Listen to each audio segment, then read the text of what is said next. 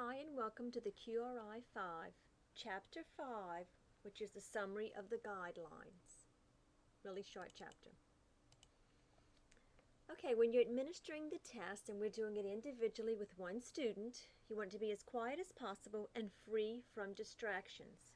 We always place the student with their backs to windows or their back to other students. You need to be prepared and have all your necessary materials, though we will not probably complete the QRI in one sitting. The first thing you're going to start with are your word lists. You start 2 grade levels below their class placement or their grade placement.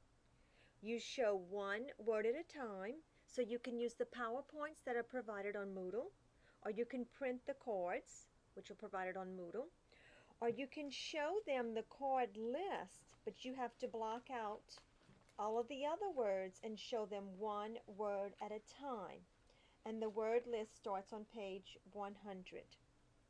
You need to score the word list, and the scoring sheets can be printed off the CD that accompanies the QRI-5 manual, or you can copy starting with the pages on 105 and going to 111. Remembering that you have to indicate if the student knew it automatically within a second, or if it was just simply identified, which means they said it after 1 second. Excuse me. If they say the word incorrectly, you are to write it to the best of your ability so then you can analyze it to determine where are their areas of weakness. If you look at page 105 as an example, you mark it, identified automatically or identified. Pre-Primer 1 is the only list with only 17 words. The other list, going up to high school, has 20, and then the analogy list varies from 3 to 4 to 5 to 6. An analogy word list is only for those students who you test the word list levels first or lower.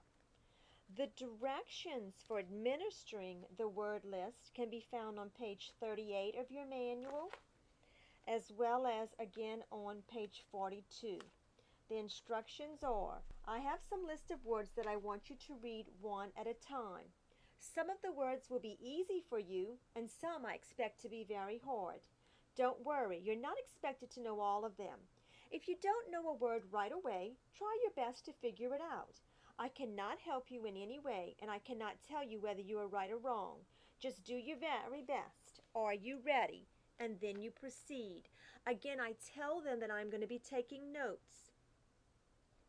After you have found their independent, instructional, and frustration level for word list, you then select the passages. I typically start with the passage that is at the same level where they scored independent on the word list. The passages start on page 112 of the manual, and this is the book that you actually give the students and they read, and you score or mark their sheets.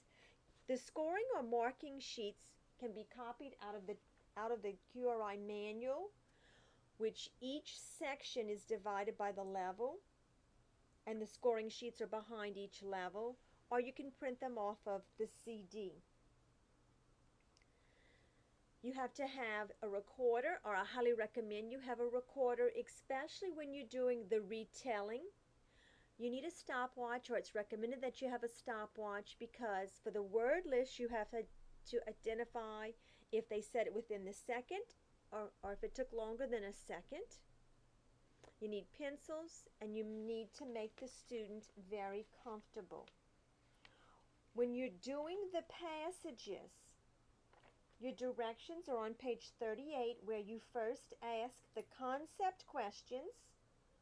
The concept questions are always actually on the passage scoring sheet for the instructor. The concept questions are the first thing in a box. They tend to be 3, 4, or perhaps 5 questions. They are the most difficult to score, with a score of 3, 2, 1, or 0, and I go into more explanation on the chapter that deals with concept questions. You score them then and there to determine if they scored 55% or higher. You move on to them reading the story orally. Then you have the directions for reading the passage on the bottom of 38 and the top of 39. If they score less than 55%, you're to ask them the prediction task with the directions on page 38. After they read orally, you're to ask them to retell the stories if they're telling it to someone who's never heard it before, and you remove the story from them. The directions for reading are basically on page 39. You simply ask the student to retell it as if to someone who has never read or heard it before. And then you ask the questions that follow. You ask the questions before you have them do the concept questions, or before you have them do the questions after. You need to have read the story, because the answers that they give you are marked correct, or they're familiar with the concept based on the content of the story. And then you mark it, and then you indicate if it is independent, instructional, or frustration based on the score on the last page of the tally sheet. And remember, it is an overall passage rate, miscues, oral reading, plus comprehension. The total score together determines that passage overall independent, instructional, or frustration level.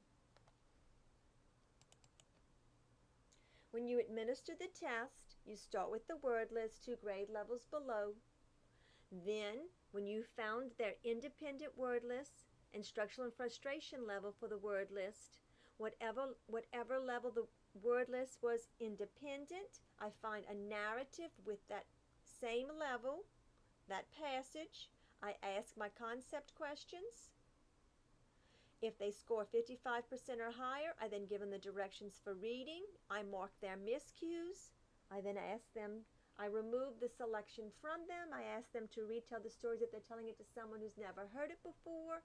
I jot down what their comments are in the order in which they say them. I then ask my concept questions, tally up the questions with the miscue, determine if the overall score is independent, instructional, frustration, and then I move up or down with the passages because I want to find the independent, instructional, and frustration levels all in narratives. Once I find the instructional narrative level, I find an expository on that same level, complete the assessment, and then compare. Compare the students' reading and comprehension with the narrative and an expository text.